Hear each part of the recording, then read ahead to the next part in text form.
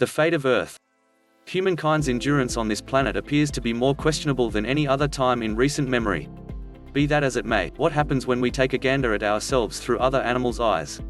The New Yorker staff author Elizabeth Colbert conveyed the second yearly Jonathan Shell Memorial Lecture on the Fate of the Earth, an occasion set up by the Nation Institute to pay tribute to the late Jonathan Shell, a long-lasting New Yorker staff essayist, and named for The Fate of the Earth, a progression of articles that Shell composed for the magazine in 1982 and later distributed as a book. Colbert's comments have been altered for length. At the point when I was approached to convey this talk, the brief I was offered was to address the destiny of Earth. From the start, I considered zeroing in on the danger of atomic destruction, which Jonathan Shell expounded on so earnestly for The New Yorker in the 1980s, and which currently, because of Donald Trump and Kim Jong-un, appears closer than any time in recent memory. Another conceivable theme was, obviously, environmental change, which my associate Bill McKibben talked about here a year ago. Bill's work, as Shell's, has a furious good energy and an amazing premonition. Regardless of whether it is tropical storms or dry spells or flooding or fierce blazes, similar to the sort seething right now in Northern California, we're now seeing the destabilizing impacts of a dangerous atmospheric deviation that he prognosticated in The End of Nature, distributed in The New Yorker in 1989. Simply this week, the overseer of the Environmental Protection Agency, Scott Pruitt, marked a request to start the cancellation of the Clean Power Plan, which was integral to the United States' obligation to the Paris Environment Accord, which the White House has likewise chosen to revoke. Which is all to say that October of 2017 is a scarily perfect second to discuss atomic conflict, or to discuss environmental change, or to discuss environmental change and atomic conflict. Yet, I will attempt to accomplish something else.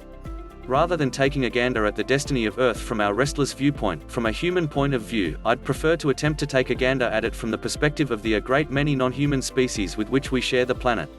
This addresses an alternate sort of innovative exercise. It requires us not to envision occasions that may occur, however, to take a gander at occasions that have occurred through various eyes, or even without eyes, since so many of our individual animals need them. We will consistently miss the mark in these activities, yet I believe it's imperative to attempt, so I trust you will humor me. I need to get going with an individual creature, who passed by the name of Tuffy. Rough one, as I get it, and I never had the delight of meeting him, however I met one of his kin, or maybe cousins, was an enchanting individual. He was brought into the world in the cloud backwoods over the town of El Val, in Focal, Panama, a delightful, rough region that is abnormally wealthy in biodiversity. In particular, Tuffy was brought into the world in a tree opening. It was loaded up with water, the manner in which most things in the cloud woodland are loaded up with water. His mum stored her eggs there, and afterward, when Tuffy and his kin were fledglings, their dad dominated, and he really focused on them. Up in the tree opening, there wasn't much for the fledglings to eat, so Tuffy and his sisters and siblings supported themselves by, in a real sense, eating the skin away from their father. Rough One was living in the cloud timberland in 2005, when he was found by a gathering of herpetologists. In the end, he came to live in the greenhouse in Atlanta. Rough One was, probably, a beautiful run-of-the-mill illustrative of his species, the Rab's periphery limbed tree frog. This species was found distinctly in 2005, and named uniquely in 2008. The explanation it was found, which is the very explanation that Tuffy came to live in the professional flowerbed in Atlanta, is that scientists were frantically attempting to inventory the land and water proficient life in Focal, Panama, before it vanished. They had watched with sickening apprehension as a plague had moved through the western piece of the nation, clearing out frogs and amphibians, and they could see that this rush of death was moving east, close to the focal piece of the country, which is home to some truly staggering land and water proficient species, including the Panamanian brilliant frog. Picture may contain animal, wildlife, amphibian, frog and fish. A Panamanian brilliant frog. Photo by Natalia Kuzmina, Almay. So these scientists, some were American, some were Panamanian, were, as I said, attempting to index what was out there before it was lost. Furthermore, they were likewise gathering live creatures, with the possibility that, on the off chance that they could save rearing sets, they could make a kind of ark. On account of the Rabbi's periphery limbed tree frog, just a modest bunch of creatures were gotten before the scourge hit.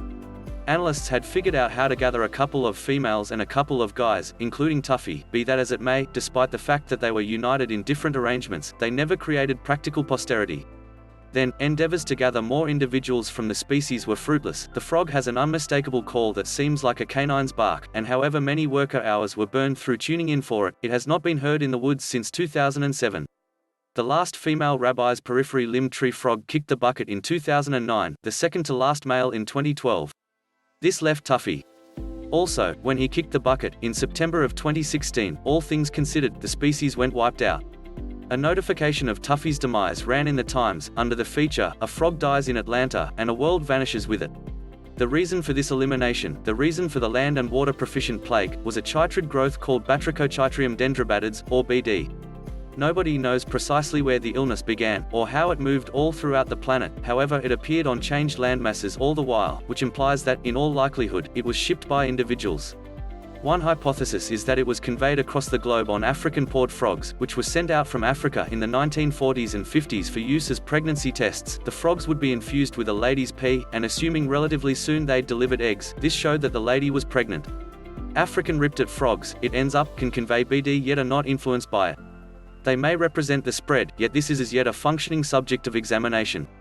Picture may contain human person and finger.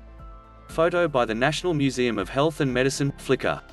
Seen through the eyes of Tuffy and his kind, and frogs have intriguing eyes, they can see tones in obscurity, something people surely can't do, and it's conceivable no different creatures can do. BD looks a ton like germ fighting, similar to an organic weapon intended to spread and exact greatest harm.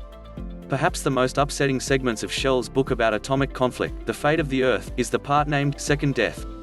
In that section, Shell expresses, "We have consistently had the option to send individuals to their demise, however just now has it gotten conceivable to forestall all birth thus destruction all future people to uncreation." This is how the spread of BD has dealt with the Rab's periphery limb tree frog. All people in the future have been bound to uncreation. Furthermore, it's not simply this one animal types. Numerous different frogs and amphibians have been destined by this equivalent microbe. Gastric agonizing frogs were wonderful creatures that gestated their young in their stomachs and conceived an offspring through their mouths. There were 2 species that lived in Australia, until BD moved through. Both are currently terminated.